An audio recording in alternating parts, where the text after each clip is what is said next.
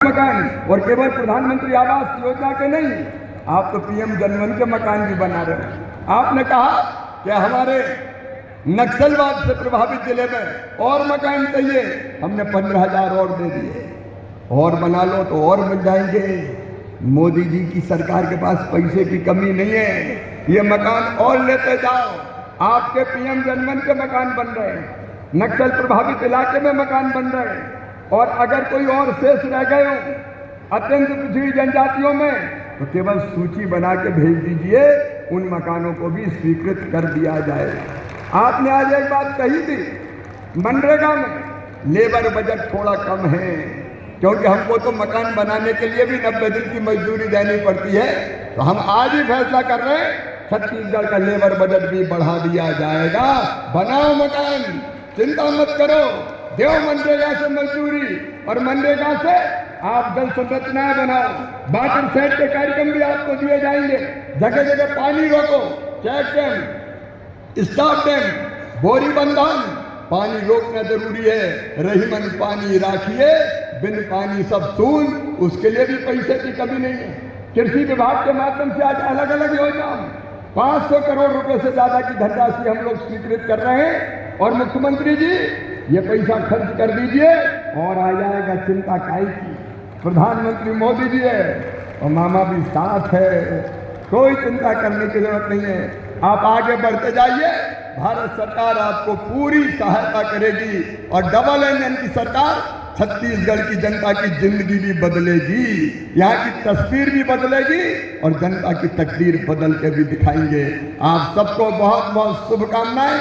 अंत में केवल एक बात मैं और कहूंगा, मेरे बहनों और भाइयों, एक तकलीफ है मन में, भारत में और कुछ हो ना हो, लेकिन 5 साल 12 महीना 365 दिन चुनाव की तैयारी जरूर होती रहती है।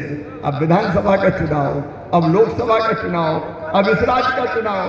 अभी आपने विष्णुदेव जी 1.5 साल भी नहीं हुए, विधानसभा के चुनाव हुए, 4 महीने बाद फिर लोकसभा के चुनाव। काम ही मत करो, चुनाव में लगे रहो। लोकसभा के चुनाव के बाद महाराष्ट्र के चुनाव, हरियाणा के चुनाव, जम्मू कश्मीर के चुनाव, झारखंड के चुनाव, वो निपटे तो दिल्ली का दंगल शुरू हो गया, उसमें केजरीवाल जी निपट गए। अब बिहार की तैयारी शुरू हो गई, फिर बंगाल की तैयारी।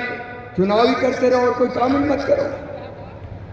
मेरे बहनों और भाइयों, प्रधानमंत्री जी ने कहा है और भारतीय जनता पार्टी ने अपने संकल्प पत्र में कहा है, कितना अच्छा हो अगर संविधान में संशोधन करके हम ये तय कर दें कि देश में लोकसभा और विधानसभा के चुनाव एक साथ होंगे 5 साल में एक बार। अरे एक ही साथ चुनाव करना, 4-4 महीना में चुनाव, तकलीफ क्या है? विधानसभा के लोकसभा के एक साथ करवाओ। एक ही मंच में सांसद के लिए भी वोट मांगो, विधायक के लिए भी वोट मांगो।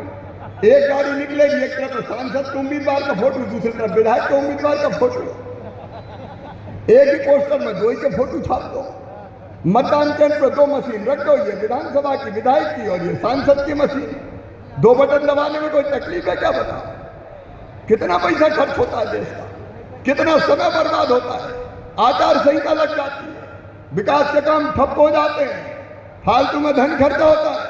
और कार्यकर्ता बेचारे 4-4 महीना में एक बार पैम्पलेट लिख ले, ये विधायक का चुनाव, 4 महीना में फिर जाओ तो लगे ये सांसद का चुनाव, परेशान हो जाते वोट मांग मांग के। और इसलिए संविधान में संशोधन करके विधानसभा लोकसभा के चुनाव 5 साल में एक बार होना चाहिए। बोलो होना चाहिए कि नहीं?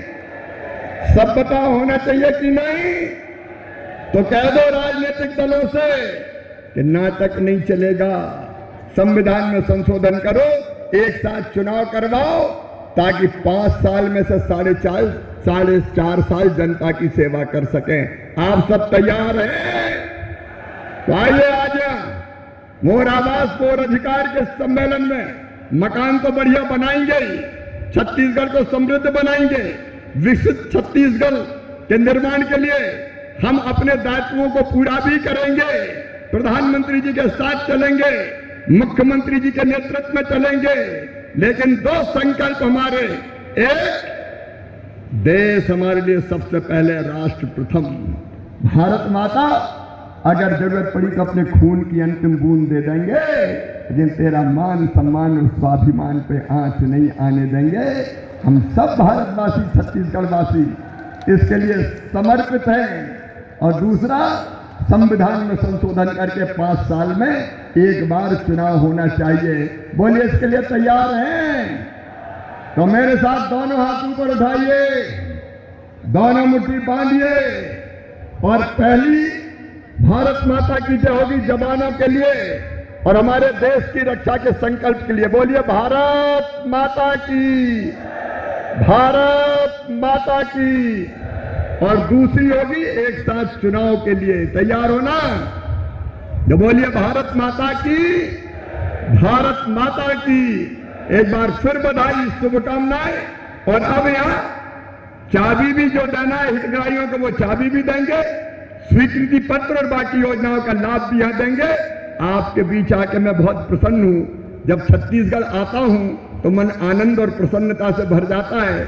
इस अंबिकापुर की सड़कों पे मोटरसाइकिल से भी मामा घूमा है, बचपन के वो दिन भी याद है। छत्तीसगढ़ वालों, अंबिकापुर वालों, तुम्हारी बहुत याद आती है। और इसलिए आज आके मैं आपके बीच बहुत प्रसन्न हूँ, गदगद हूँ।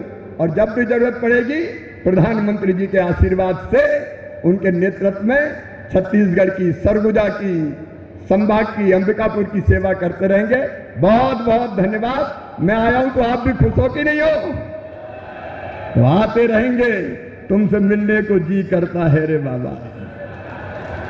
भारत माता की बहुत बहुत धन्यवाद।